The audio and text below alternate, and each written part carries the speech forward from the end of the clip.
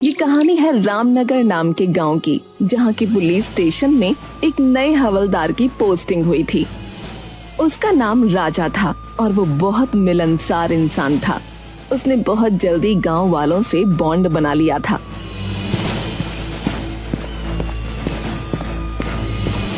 अरे मुखिया जी प्रणाम, क्या हाल चाल है आपका? अरे बस सब बढ़िया हवलदार जी, भोलेनाथ की कृपा है। वैसे भी सावन के महीने में हम थोड़े ज्यादा ही प्रसन्न रहते हैं। अरे ये बात तो सही कही आपने। सावन का महीना सबसे अलग होता है, चारों तरफ हरियाली और भोलेनाथ की भक्ति।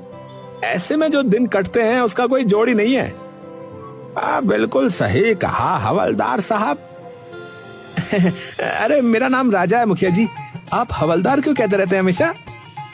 अरे तो मेरा नाम भी रामलाल है, लेकिन आप भी तो हमें मुखिया मुखिया कहते रहते हैं कि नहीं?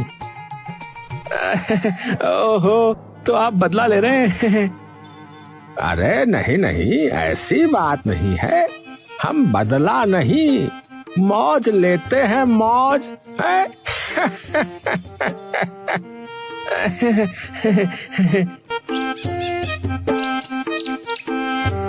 राजा हवलदार हंसते हुए वहां से चौकी की तरफ चला गया।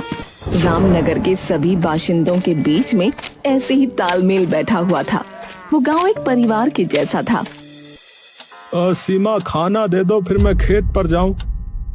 हाँ ये लीजिए, आपने कहा और खाना तैयार है। हाँ, तुम ना होती तो मेरा क्या होता। मैं खिला देती। अरे शांति चाची, आओ आओ, कैसी हो? मैं तो अच्छी हूँ, बस तुमसे बात करने आई हूँ। ये पवन खेत पर चला जाए फिर बात करूँगी। है? क्यों? मेरे सामने क्यों नहीं कर सकती? तुझे औरतों की बातों में क्यों घुसना है? चल भाग यहाँ से। तीनों हंस पड़े और पवन खेत पर चला गया। शांति चाची ने जैसे ही सीमा को अकेला पाया, वो अपनी बातों की पोटली खोलकर बैठ गईं। पहले तो हल्की फुल्की गपशप, मोहल्ले की बहुओं की बातें, और फिर धीरे धीरे असली मुद्दे की तरफ वो बढ़ी। सीमा बेटा, तेरे से एक बात करनी थी। वैसे तो बड़ी बात नहीं है, पर मन में खटक रही है 2 दिन से। अरे चाची, आप तो डराने लगी, बोलिए ना क्या बात है। हमारे घर से चांदी का लोटा गायब हो गया है। मेरी अम्मा का दिया हुआ था, बहुत प्यारा था मुझे। चांदी का लोटा? अरे आपने शायद किसी को दे दिया होगा इस्तेमाल के लिए। चांदी का लोटा भला किसी को क्यों दूंगी? हाँ, ये बात भी सही है। कहीं रखकर भूल तो नहीं गई आप? सीमा ने पूरा घर छान मारा, रसोई, ओसारा, पिछवाड़ा, लेकिन चांदी का लोटा कहीं नहीं मिला। एक गहरी चिंता की रेखा उसके माथे पर खिंच गई। चाची, कहीं कोई उठा तो नहीं ले गया? पता नहीं बेटा, खैर अब क्या कर सकते हैं, भगवान देख रहा है। सीमा चुप रह गई, लेकिन तभी उसे कुछ और याद आया। उसकी भी कुछ चीजें गायब थीं। अरे चाची, एक बात बताऊं, परसों से मेरी एक जोड़ी पायल भी नहीं मिल रही है। क्या? ये तो बहुत अजीब बात है। तेरे घर से भी गायब, हमारे घर से भी। कुछ तो गड़बड़ है सीमा।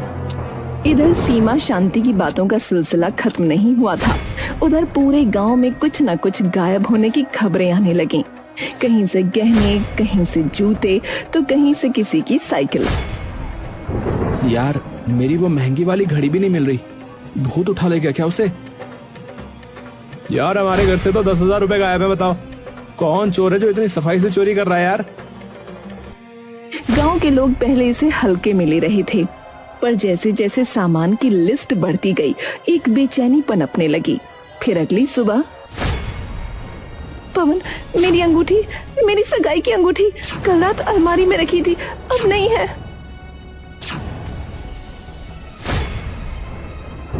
अरे अरे ये क्या मजाक है?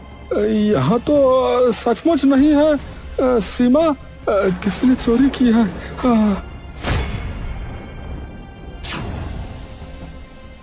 शोर मच गया। गांव के लोग जमा हो गए। सभी के चेहरों पर डर और चिंता साफ झलक रही थी। इतने शांत गांव में ऐसी घटनाएं, ये तो अपशकुन जैसा लगने लगा।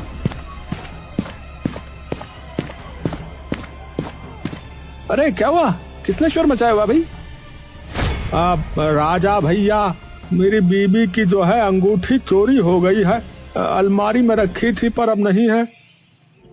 हमारे गांव में ये क्या हो रहा है? कौन है जो सबके घरों से चीजें उठा रहा है?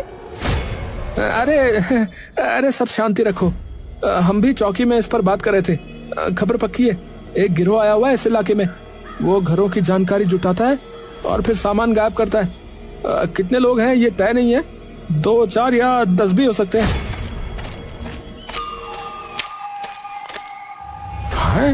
अरे हमारे गांव में तो कभी ताला भी नहीं लगता था दरवाजों पर, अब तो दिन में भी डर लगने लगा है भाई। अब से सब सतर्क रहें और जो भी बाहर का आदमी दिखे उसकी खबर मुझे दो। और हाँ, मैं आपकी अंगूठी की तलाशी में लग रहा हूँ हैं? गांव में सनसनी फैल गई। जिस गांव में पहले गली की बकरी भी गुम हो जाती थी तो ढोल बज जाता था, अब वहां चोरी की घटनाएं आम हो रही थीं। फिर अगले दिन अरे अरे किसने तो मेरी बाइक ही गायब कर दी। रात में बरामदे में खड़ी थी, सुबह देखा तो नहीं है। क्या क्या हाँ, क्या कह रहा है भैया? हाँ क्या करो भैया? अरे भैया अब तो हद हो गई है, ये तो बड़ा मामला हो गया। हाँ भैया सही कह रहे, हद हो गई ये तो। हाँ भैया सही कह रहे। ये कोई साधारण चोर नहीं हो सकता, कोई है जो हमारे बीच ही रह रहा है। जब पूरा रामनगर चोरी की घटनाओं से परेशान था, उसी समय शाम के समय एक चमचमाती कार गांव के बाहर की टूटी सड़क पर अटक गई। ड्राइविंग सीट से उतरा एक सफेद कमीज और काले चश्मे वाला व्यक्ति, बाल थोड़े बिखरे हुए, चाल में शहरी रौब और चेहरे पर मासूम मुस्कान। हेलो, कोई है? गाड़ी बंद हो गई है, प्लीज कोई मदद करेगा? कुछ ही देर में गांव के मुखिया रामलाल वहां पहुंचे। अरे कौन हो बेटा, कहाँ से आए हो? नमस्ते, मेरा नाम सूरज है। शहर से आ रहा था कि अचानक गाड़ी बंद हो गई। रात होने वाली है। आप बुरा ना माने तो मैं क्या एक रात यहाँ रुक सकता हूँ? तो मुसाफिर हो, ठीक है, पर गांव में थोड़ा जो है हंगामा चल रहा है, ध्यान रखना है। आप चिंता ना करें, मैं एकदम शरीफ और सीधा इंसान हूँ, किसी को परेशानी नहीं होगी।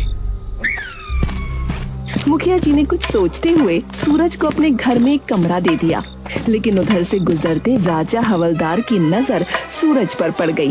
वो मुखिया के पास गया और बोला, मुखिया जी ये कौन है?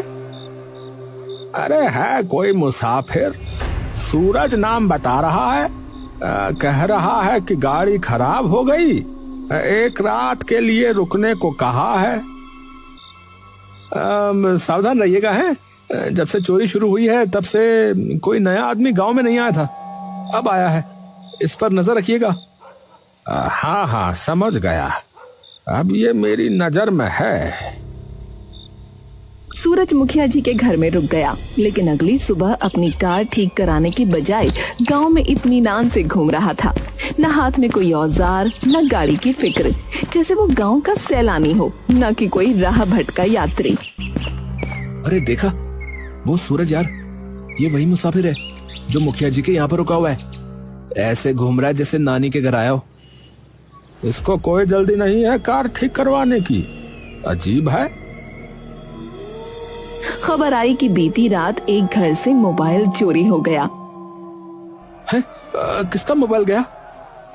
अरे मेरा, अरे चार्ज पर लगाया था, सोचा था कि रात को जो है चुनिया से बात करूंगा, लेकिन सुबह देखा तो गायब मिला भैया।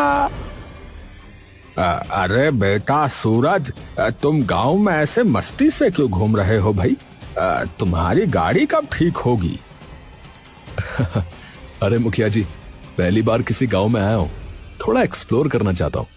बहुत सुंदर गांव है आपका, शांति, हरियाली और हाँ अपनापन भी।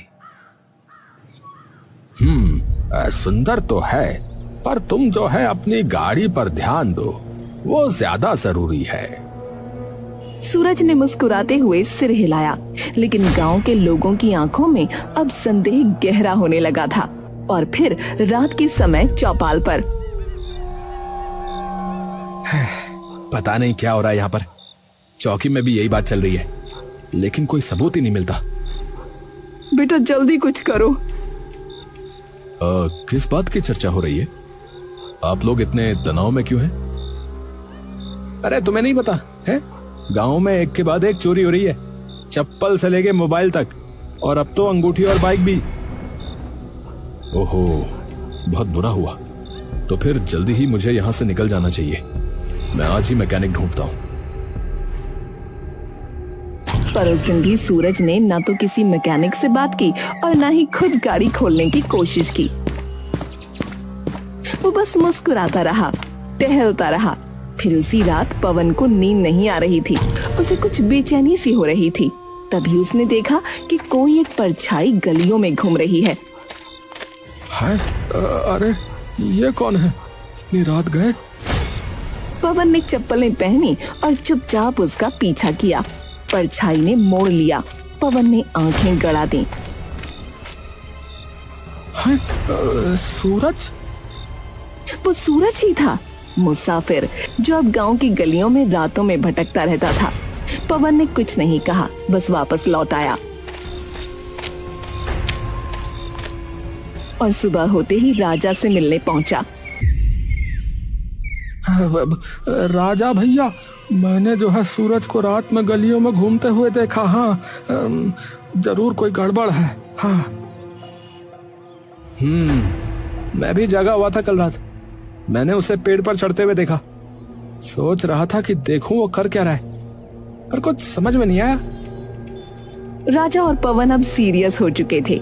गांव में सूरज के रहस्य को सुलझाना जरूरी हो गया था। बस अब बहुत हो गया, चलो उसकी गाड़ी चेक करते हैं। गांव के लोग सूरज की गाड़ी की ओर बढ़े, पर जब दरवाजा खोलने की कोशिश की तो वो लॉक थी। अरे खोलो खोलो, अरे भैया देखना है कि इसके अंदर क्या छुपा है। हाँ। अरे अरे अरे, क्या कर रहे हैं आप लोग? ये मेरी गाड़ी है भाई। देखो भाई, तुम्हारी गाड़ी 2 दिन से यहाँ पर खड़ी है, ना मैकेनिक को बुलाया तुमने, ना ही कुछ किया इस पे। अब बताओ तुम कब जा रहे हो? मैंने गांव के बाहर वाले मैकेनिक को दिखाया था, पर उसे कुछ समझ में नहीं आ रहा है। तो अब मैं अपना आदमी भेजता हूँ, वो सही करवा देगा। अब और नहीं रुकोगे तुम? हाँ ठीक है, बस एक रात और, सुबह निकल जाऊंगा। ठीक है। फिर एक रात आई। पवन और राजा अब चुपचाप निगरानी कर रहे थे।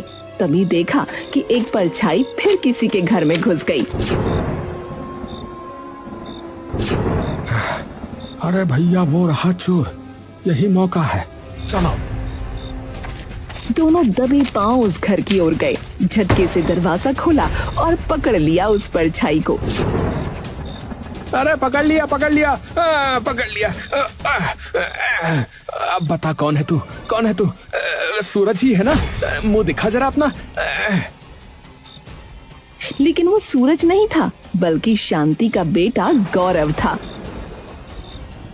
अरे रे, अरे मैं अपनी गर्लफ्रेंड से मिलने आया था। घर में वो अकेली थी, इसलिए।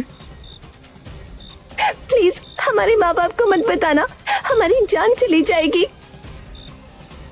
अरे ओहो, चोरी नहीं इश्क हो रहा था यहाँ तो है।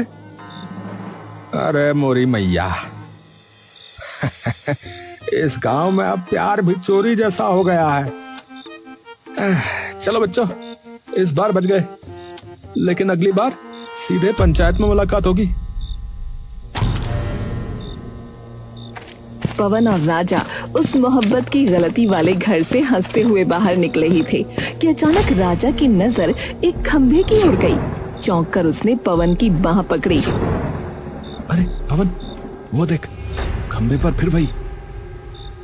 अबे सूरज कहीं के, अरे ये फिर चढ़ गया। अबे ओ मुसाफिर, नीचे उतर। सूरज सकपकाया, जैसे चोर रंगे हाथ पकड़ा गया हो। फौरन नीचे उतरा। अबे कभी पेड़ पे कभी खंबे पे, हैं? क्या खोज रहे हो ऊपर ऊपर, हैं? अरे कुछ नहीं, वो क्या है ना कि नींद नहीं आती तो बस ऐसे ही टहलता रहता हूँ, और थोड़ी ऊंचाई से गांव को देखना बड़ा अच्छा लगता है मुझे। है? रात में पेड़ों पर चढ़ाई? ये कोई योग साधना चल रही है क्या? बस बहुत हो गया, चलो मुखिया जी के पास चलो। दोनों से लेकर मुखिया के पास पहुंचे। मुखिया जी, ये जो आपके यहाँ रुका है, आपको पता भी नहीं चलता कि ये कब घर से गायब हो जाता है। अभी खंबे पे था, कल पेड़ पे था। अब जो है इसे घर में बंद करके रखिए। हाँ, जब तक इसकी गाड़ी ठीक ना हो जाए ये बाहर नहीं निकलेगा। ठीक है, जब तक गाड़ी सही नहीं होती ये मेरे घर में ही रहेगा। राजा और पवन जाने को ही थे कि राजा एकदम से रुक गया। रुको, मुझे अब इस मुसाफिर पर एक कौड़ी का भी भरोसा नहीं रहा, और मुझे लगता है कि इसकी गाड़ी भी एकदम सही है। चलो देख लेते हैं। सूरज के चेहरे पर हल्की घबराहट थी। राजा और पवन उसके साथ गाड़ी के पास पहुंचे। सुबह लगभग हो चुकी थी। हाँ भाई, चाबी निकालो और चलाओ इसे। पर मैंने बताया था ना कि अरे भाई चलाओ इसे। राजा ने चाबी घुमाई और इंजन एक झटके में स्टार्ट हो गया। देखा, अरे हम नहीं कह रहे थे, इसकी गाड़ी एकदम सही है। अब पुलिस आएगी और तेरा तमाशा यहीं खत्म होगा। अरे रुको रुको भाई, सिर्फ इतना ही काफी नहीं है इसे चोर साबित करने के लिए। मैं कहता हूँ कि एक दिन और रुक के देखना चाहिए। अगर ये चोर नहीं निकला तो हमारा गांव बदनाम हो जाएगा। मैं चोर हूं ही नहीं, चाहो तो मेरी तलाशी ले लो भाई। अरे तो चुप रह। और मुखिया जी, ये आदमी यहाँ झूठ बोल रहा है। गाड़ी ठीक है फिर भी ठहरा हुआ है, ये चोरी से कम नहीं है। तभी भीड़ जमा हो गई। गांव वाले आ गए। सबकी आंखों में सवाल थे। तभी सूरज ने एक अजब बात कही। वैसे इतनी चोरियां हुई, लेकिन राजा जी के यहाँ कभी कुछ चोरी नहीं हुआ, ऐसा कैसे? अरे हाँ, ये तो अजीब बात है। इसका मतलब? इसका कोई मतलब नहीं है। चोर को अभी मौका नहीं मिला मेरे घर का, और फिर मैं हवलदार हूँ। चोर डर रहा होगा। चोर किसी से नहीं डरते। अरे चुप रहो, एक हवलदार पर इल्जाम लगाते हो। अब देखो मैं क्या करता हूँ। राजा ने सूरज के हाथ में हथकड़ी डाल दी। एक पुलिस वाले पर उंगली उठाने के जुर्म में मैं तुझे गिरफ्तार करता हूँ। हाँ तो सुनो, असली गिरफ्तारी अब होगी। मैंने पुलिस को पहले ही बुला लिया है। सायरन की आवाज आई। पुलिस जीप गांव में घुसी। गांव वाले चौंक गए। सूरज ने जेब से मोबाइल निकाला और एक वीडियो चलाया जिसमें साफ साफ राजा चोरी करते हुए नजर आ रहा था। अरे ये तो पर गांव में सीसीटीवी कहाँ? वही तो, जहाँ सीसीटीवी नहीं होता वहीं लगाना पड़ता है। मैं जब पेड़ पर चढ़ा था और खंभे पर, तो वहां कैमरे फिट कर रहा था, समझा? भगवान, ये क्या कह रहा है? अरे मोरी मैया, ये क्या कह रहा है भैया? अरे दैया, जे का हो गया भैया? ये सुनकर राजा को गुस्सा आ गया और वो मुखिया से लड़ने लगा। ये खुराफाती मुसाफिर इतने दिन से आपके घर में है और आपको खबर ही नहीं हुई? देखो भाई, इस मुसाफिर को जो है मैंने ही बुलाया था, और बात दरअसल ये है कि ये क्राइम ब्रांच से एक अंडर कवर अफसर हैं। क्या कहा? अफसर? धोखा? अरे धोखा नहीं, चाल थी। धोखा तो तुमने दिया हमें, क्योंकि तुम कोई हवलदार नहीं, चोर हो। है? क्या कहा? क्या करा भैया मुखिया जी? ए भैया, मुखिया क्या कह रहा भैया? है भैया, क्या कह रहे? हाँ, असल में ऐसा था कि हमारे गांव की चौकी में हवलदार की पोस्टिंग होने वाली थी। इस चोर को ये पता चल गया और ये उसकी जगह आ गया, क्योंकि असली हवलदार को आने में कुछ दिन बाकी थे। हाँ, जब मुझे इस पर शक हुआ तो मैंने सबसे पहले इसका ही बायोडेटा निकाला। तब पता चला कि राजा नाम का तो कोई हवलदार आना ही नहीं था यहाँ पर। असली हवलदार ये हैं, मिस्टर पांडे, जो आज ही आए हैं। नमस्ते जी, नमस्ते। राजा ने भागने की कोशिश की, लेकिन पुलिस ने उसे पकड़कर हथकड़ी लगा दी। माफ कर दो, मुझसे गलती हो गई। मेरे ऊपर बहुत कर्जा हो गया था, इसीलिए ये करना पड़ा। अरे गलती? अरे भैया, हमें लूट लिया और कह रहे हो गलती? अरे शर्म करो भैया, शर्म करो। अरे भैया, कौन सी गलती, कैसी गलती है, क्या कह रहे हो तुम? साले कूट देंगे बता रहे। तलाशी लो, राजा के घर की तलाशी लो। राजा के घर से चोरी का सारा सामान मिल गया। कुछ चीजें उसने बेच दी थीं, उसके लिए जुर्माना लगाया गया। सूरज ने हर एक पीड़ित को उनका सामान लौटाया।